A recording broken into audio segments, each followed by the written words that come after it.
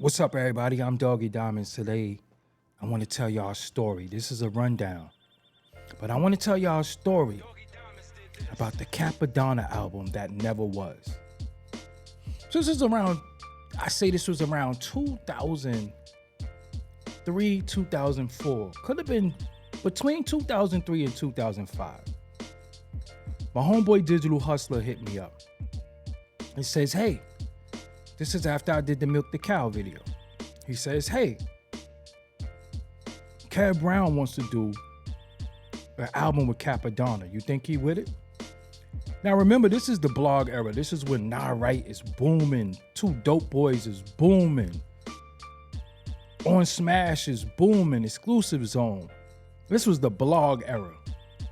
So at this particular time, if you did an independent album, the blogs was gonna help you push your album more than social media. There was no social media per se at the time, but it was, if your project made it on the blog, it was gonna do well. So he hit me up and asked me, and I was like, well, I don't know, but all I could do was ask.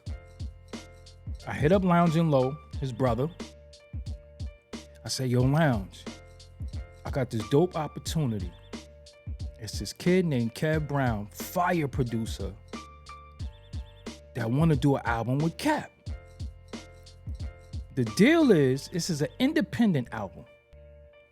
This is independent album. They gonna put it straight on iTunes. This is not even Apple Music. This ain't none of that. This is iTunes for sale.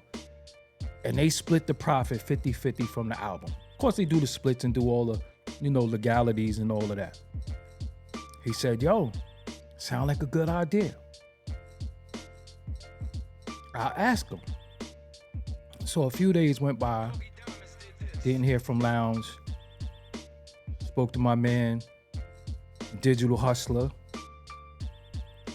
Kev Brown. He picked Cap. He got all these beats. He picked Cap. He felt like if he did an album with Cap, it would be dope because Cap has a very, very unique style. So he would give him beats that would be tailor-made, not for his style, but more to bring his style out. So out of everybody, he picked Cap. But remember, this is before the independent album era.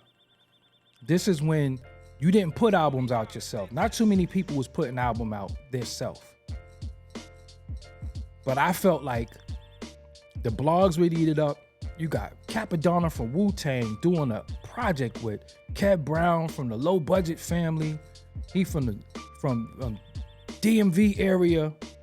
Very, very funky beats. And I was like, yo, now what was in it for me? I was the A&R of the project. Now people call themselves curators, but I was the A&R for the project. I was one, myself and Digital Hustler was gonna put it together. I was gonna go on the album with Cap, film, him recording. Digital Hustler was gonna go get up with Kev Brown, film the process of making the beats. Then somehow, some way we was gonna get them together just for like mock sessions, but the music was done. At that time, Forbes DVD was booming. Out of this world. All these new websites was popping up. I had a relationships with all the websites. So I felt like, yo, we can't lose with this. I didn't even want no money. I just wanted it to happen. So Lounge get back to me. A few days later, he says, yo, I'm gonna call Cap on the three-way. He called Cap. Yo, what up? So, yo, Cap, what's good, man? You heard of Kev Brown? He was like, nah. So I sent him some of Kev Brown work. He was like, yo, dude is dope. So I said, yo, he want to do an album with you. I think it'd be dope if y'all do an album. You MC, he do all the beats. Cappadonna said, what's the budget? I said, yo, it ain't no budget. It's independent. Like, it's 2004. This is independent. We would have been the first ones out the gate I think that did an album, just put it on iTunes from two different crews that people would have been like, what the hell are they doing together? But I felt like it would have been a strong project based off of the blog support we would have got. Like I said, this is when the blogs was booming. Like, if you remember the blog era, this is how J. Cole's and all of them and the Sean Prices and all of them really, really flourished in the culture from the blogs. I was like, Cap, nah, it's independent. You gonna do all the raps, he gonna do all the beats. Y'all split the project 50-50. Y'all just gonna put it on iTunes. I don't even think Spotify was out at the time. I think it was iTunes. And then somebody would have picked up physicals. Because this is a Wu-Tang member with Kev Brown, who did very well on the blogs with his projects. He did a lot of projects. Cap said, no budget, no album. I said to myself, oh man. I was like, yo, he don't get it. The labels is not cutting budgets no more. The labels are not giving out budget. And you know what's funny? If they had did it like a few songs, they probably could have got a Fat Beats. They could have probably got a Nature Sounds. They probably could have got a Baby Grand at the time. They probably could have got that. But he didn't want to do nothing unless he had a budget. So back in 2000, I want to say roughly maybe 2004, he just didn't see the vision, man. And I had to talk to Kev and my man Digital Hustler and was like, nah, he didn't. He said no budget, man. He don't want to do it. And I've just felt so disappointed because this was like a big project I was gonna A&R, and I just thought it would have came out dope, man. I thought it would have been fire because I like Kev Brown as a producer. And of course, Cap is Cap, but I just wanted to hear what they was gonna come up with, and Cap wasn't with it. I think it would have did well independently, and all the money would have went to them. So I'm saying all that to say, we were trying to innovate something that became the way now. Now you see all these collab projects between producers and artists, and they split the profit. But we just didn't have a budget to give him to. We didn't have a budget. It was no budget. It was just, I do the beats, you write the rhymes, we split it. And then that just became the thing later on, but Cap wasn't with it. But I always wonder, what would have happened if Cappadonna said, send me some beats?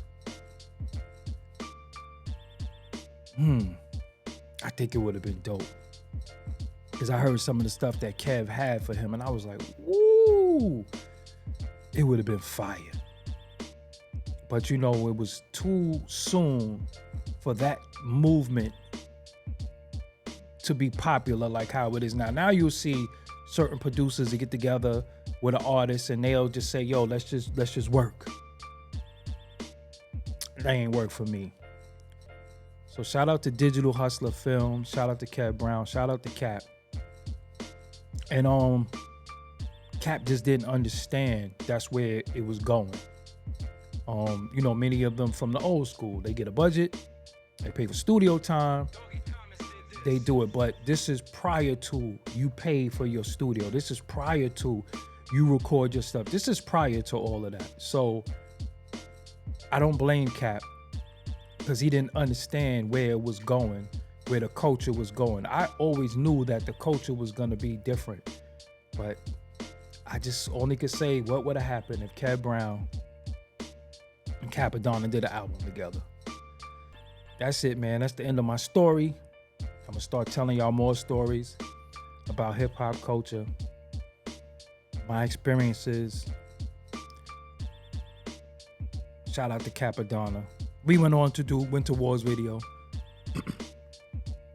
But I just wanted that album bad. I was gonna be an A&R. I was like, no, I'm gonna help put this together.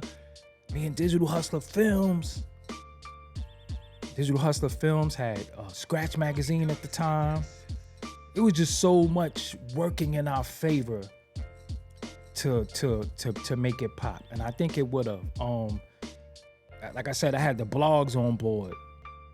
And if you remember, in the early 2000s, that was the blog era. The blogs meant a lot, and we had them. So that's what it is. I'm Doggie Diamonds. Till next time, I'll tell y'all some more stuff. Peace.